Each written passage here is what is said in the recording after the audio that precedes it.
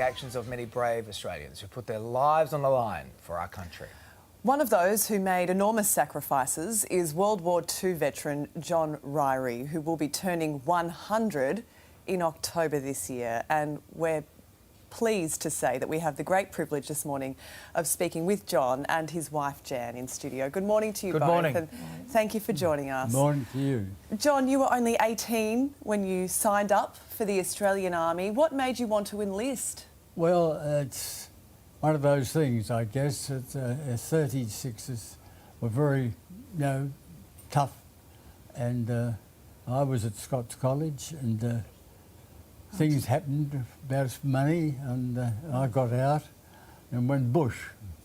And I was jackarooing on a big station for some time, and then the war came, and the Ryries seemed to have a thing. If the country's in trouble, we've got to fight for the country. The family this year will have been here 200 years. The question, darling. And so, it was the start of it, and then I came back to Sydney and I said to Dad, who was the First World War, Dad, I'm going to enlist. I want to go into the Air Force. Wow. And down to Woolloomooloo I went, and away I went. One of the missions, the last mission you had, was to get POWs off the island, off of Borneo, Labuan. How was that mission, and how tough was that for you? How tough was that last mission for you? The last part? The last one, the POWs. Yeah, well, that after New Guinea, and we were there with the Americans for some time, and then we started to move towards Borneo. And this is getting on now quite well for the end of the business, until one day our CEO came out and said, right fellas, let's get ready. We're on our way to a landing with the 9th. So we got everything packed up because we had to drive off into water and up beaches and things. And that was in July 12th, I think, from memory. My memory's not too good, I was a bit worn out. But no, it went there, we landed there, took the island very quickly. And of course, the bombs were dropped in Japan, and we then knew the end had come. Wow. We can only imagine how comforting your very kind face would have been to all of those prisoners of war when they saw you arrive there on that day. What a huge relief for them. Jan, the entire family must be very proud of John's service. Yes, of course. What does Anzac Day mean to you and your family? Well, my father was in New Guinea as well, and John, because I was much younger then. I was still at school, and when peace was declared, I was at school, so I really don't remember much about it. Well, this morning you delivered I would just say to Jan to tell about her father. Yeah. He was in Japan, in New Guinea from the outset, and as she once told me that they hadn't heard from him for about 15 months, wasn't it? About 15 months, and they thought, oh, that's the end of that, Dad's dead. And then suddenly he appeared.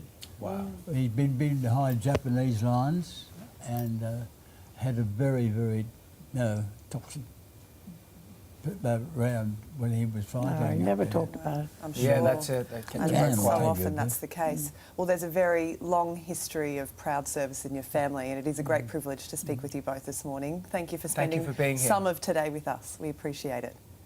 All the very best. And thank you, John, for your service as well. Thank you for having me. Thank you, Jan. Absolute pleasure. Welcome back. On this day every year, we're reminded of the unique and yet shared connections so many Australians have to the Anzac story. From great-great-grandfathers who fought in the trenches to the mums and dads currently serving, and the organisations making sure our diggers get the support they deserve. Each holds a special place in our hearts today, as Lara Vella reports. Dawn at Sydney's Bondi Beach. And as the swimmers and the surfers claim their turf on this brisk autumn morning, 86-year-old Noel Bottrell and Alexandra Torrens are here on a mission of mateship through fitness. And how many have you done now? Is it 23 or 24? This will be my 24th. This year, they'll be running with a 300-strong contingent of servicemen and servicewomen alongside New South Wales RSL members to highlight the importance of the organisation's sport and recreation program, an important and, in some cases, life-saving support network for many Australians. It's a really special day. It was really lovely for me to experience that sense of camaraderie and mateship. And for 86, he moves pretty quick, doesn't he? I know, it's a bit of a challenge to keep up, but I do my best. In 1956, Noel joined the National Service and eventually the Citizens Military Forces. But it was the lack of support for returning Vietnam War veterans that inspired Noel to join the RSL and help make a difference for the next generation. People who transition out of the Defence Forces into civilian life often are lost and can be placed in a dangerous situation. War is not glorious.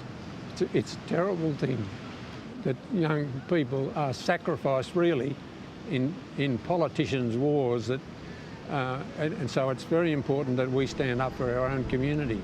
Alexandra is a reservist in the Australian Air Force, but she's also a proud mum and is sharing her deep respect of Anzac Day now with her daughter. I think it's really important that we teach the younger generation the importance of Anzac Day and the history. As a mum, we've always made sure that our kids go to those services and recognise that service and that sacrifice and say thank you, because we have a lot to be grateful for.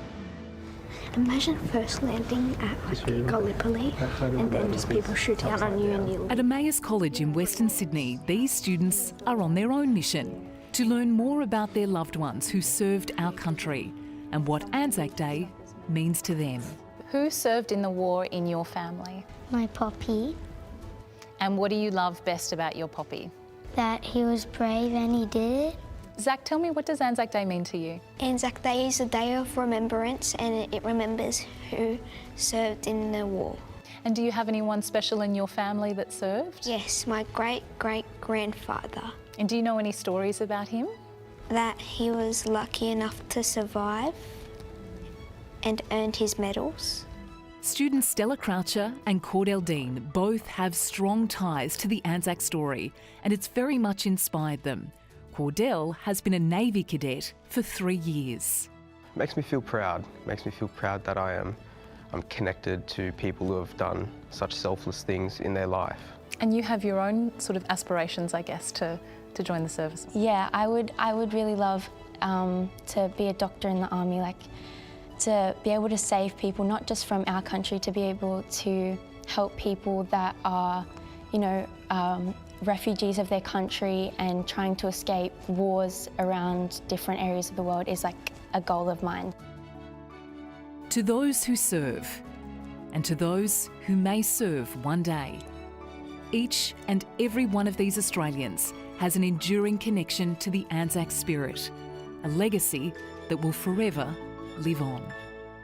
Hey there, Today fans. Sarah and... What's my name again? Oh my goodness, Carl. Hey, thanks for watching our YouTube channel, though. Subscribe now for more news, special reports and amazing Aussie stories. And Carl misbehaving, Whoa, of course. that never happens. Always happens. What's she talking about?